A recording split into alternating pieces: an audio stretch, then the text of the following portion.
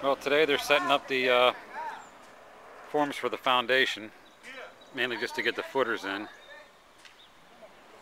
Had a little snafu in the front of the house. There's some backfill that just was not the right stuff, so they have to put more concrete in the front.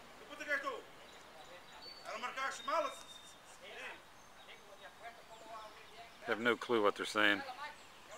I need Lindsay to translate.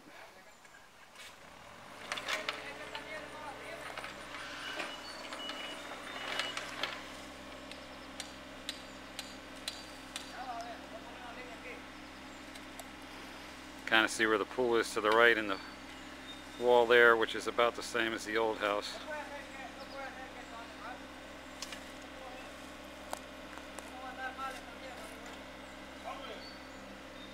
So I'm standing in the back.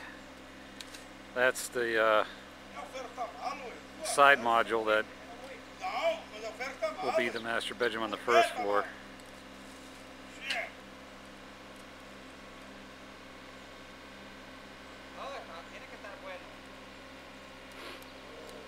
Garage is that big mound of dirt over there.